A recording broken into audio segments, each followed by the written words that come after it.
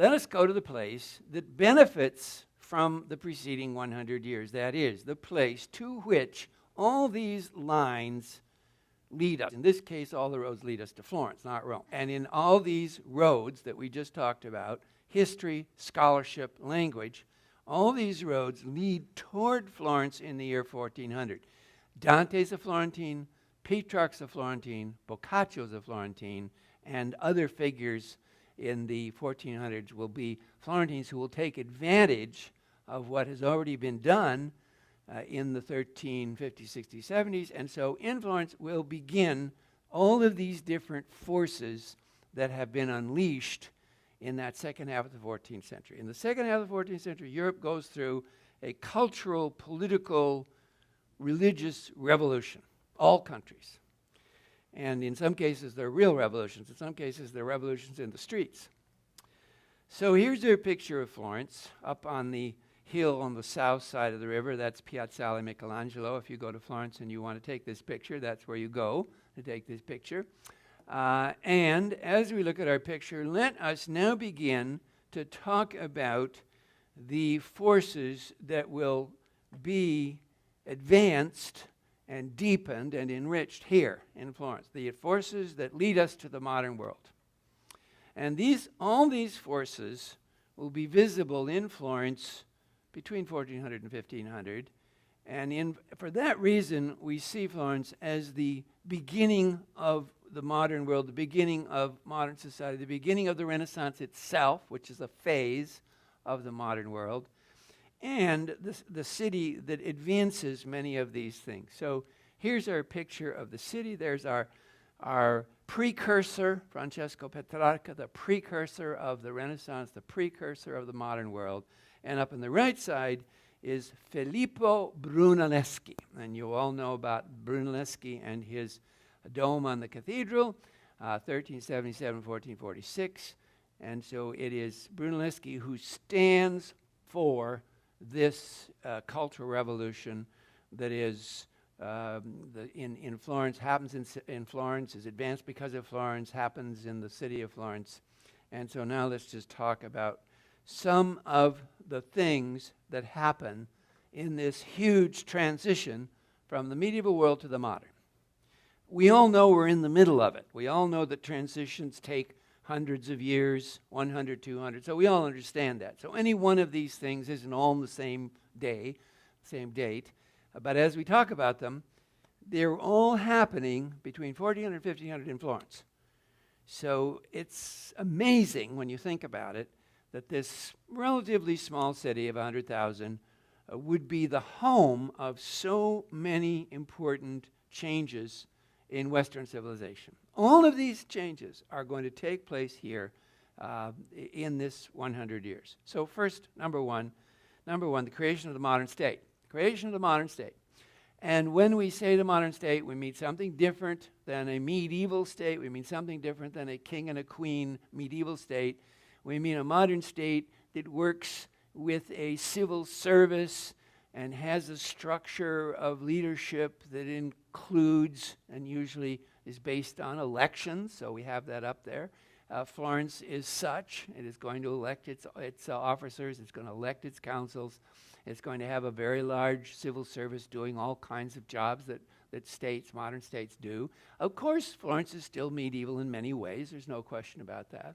But in just a beginning way, in just an original way, one can see around 1400 the outlines of a modern state. And so here's number one. Number one, the creation of a modern state. And Florence, of course, will not always be a completely free democracy. You all know that as the 1400s unfold, the Florentine state will become more and more guided by the Medici family as the richest, most powerful family in the whole city. Their money will tend to dominate the Florentine state more and more and more. And the Florentines will notice this, and the Florentines will write about that, and they will worry about that. Similar to what you read now. You know, in our country, we have books written about, are we losing our democracy? Are we losing our freedoms? Well, very similar to what Florentines were worried about in 1470, 1480, and 1490. So here we have then, number one, the creation of the modern state. We don't mean it's complete. We don't mean all the things that are part of the modern state in the 19th century are present. But the first signs are.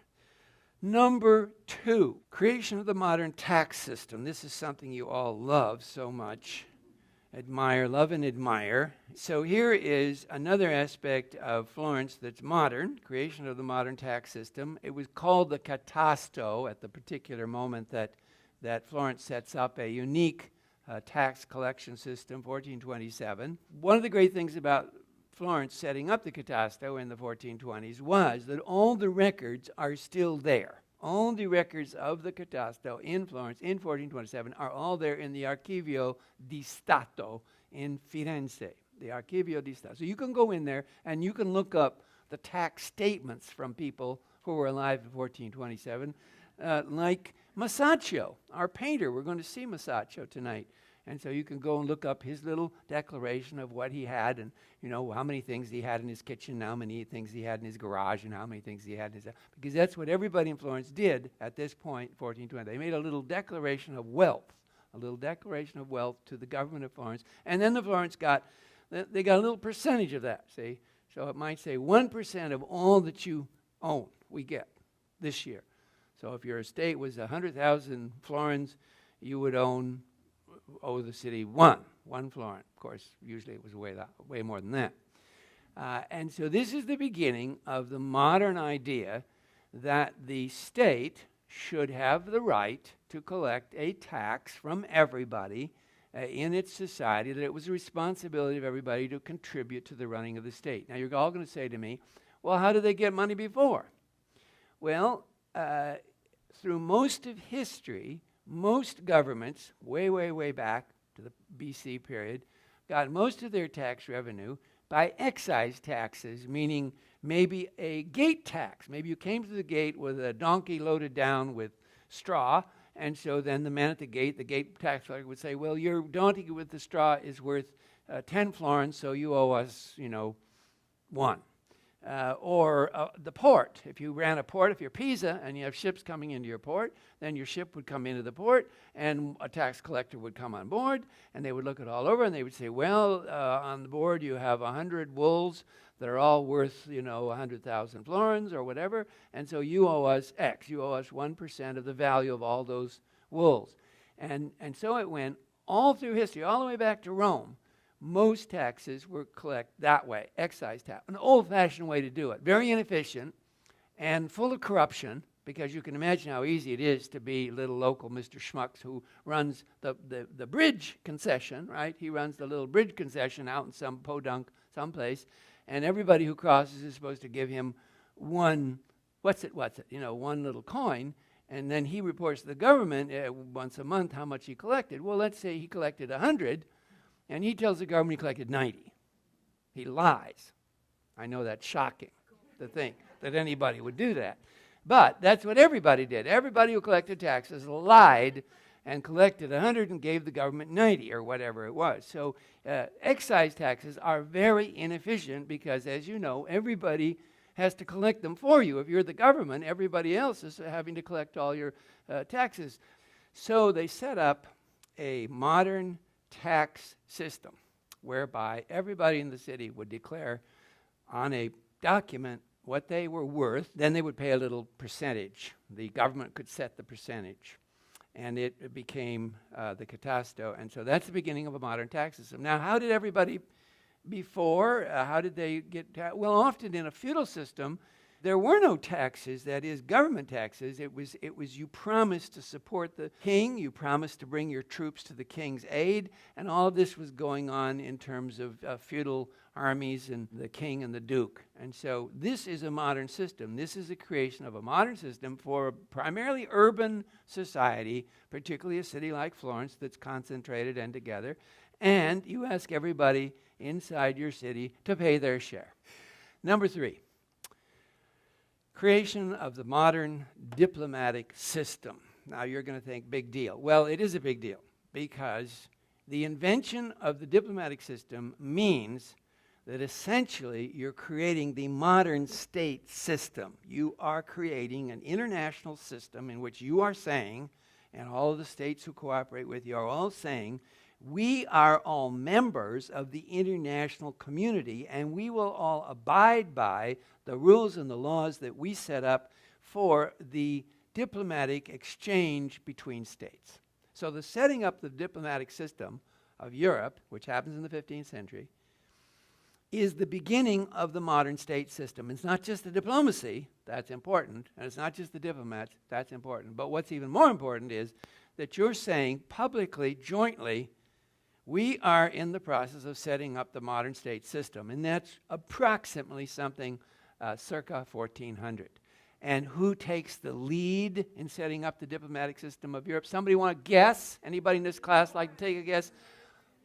Wonderful, brilliant. Everybody in the class got it. Wonder how you guessed. Florence, Firenze, la bella Firenze, sets up the modern state system by virtue of beginning to send diplomats to different states. First, they send them up to Milan, and Milan sends them back. So it all starts in Italy first. So Florence sends to Milan, Milan sends to Venice, Venice sends to Florence, and pretty soon you already have, in the 1400s, a large amount of diplomatic correspondence going back and forth. And of course, in each case, the way that the diplomacy worked was you sent your man to Florence, and your man sent home a report, and the really good ones would send a letter every day. The really great diplomats in the 15th century would send home a letter every day. There are some very famous diplomats, Venetian, who would write home every day. MJ's asking about Dante as an ambassador. Dante's been an ambassador to Rome. He's been sent by Florence to Rome to be an ambassador. And so, in a way, you could say that's a prefiguring, an adumbration of this diplomatic system that's going to come soon afterwards. But in order to have a diplomatic system, you have to have multiple states agreeing on what the rules will be. And the ones that create it are Florence, Milan, Venice, Vatican, Naples. So those five begin this system. And as soon as a French king or duke or duchess or someone sees this by visiting Italy, then they say, well, we want one too. See? We want one too. Those Italians have ambassadors. Can't we have an ambassador?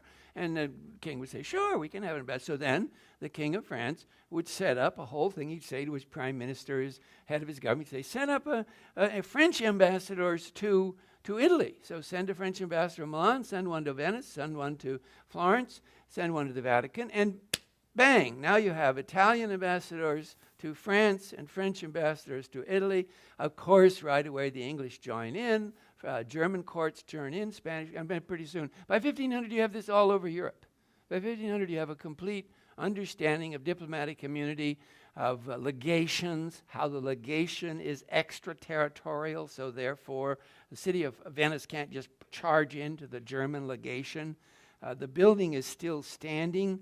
Just north of the Rialto is the old German legation building, which is still there. It was a gorgeous palazzo, huge, with hundreds of people living in it and a huge cortile in the middle. And all of that was part of the new diplomatic system. So the German legation had their own building in Venice, and the Venetian police couldn't just rush in there and take people. So there you have the beginning of the whole idea of diplomatic community. So it's in place by 1500. It comes into being between 1400 and 1500, and Florence is the leader. There are important Florentines who write about this. There are individual names of Florence we know about who write about these ideas and recommend them and begin to explain how it should work. And by 1500, there's already a book for diplomats and for how diplomacy should work. There's already a book in print because, of course, print is going to come in by 1475. Okay? So that's number 3, creation of the modern diplomatic system. Notice system, underlying system, that is, it's not just one ambassador, but it's a whole agreement by multiple states, which of course leads right to the UN. You know, it goes right up to the 20th century, and the idea you can create an international tribunal, everybody will come, and that's how good relations will proceed. And you have to have agreement. You have to have agreement, yeah.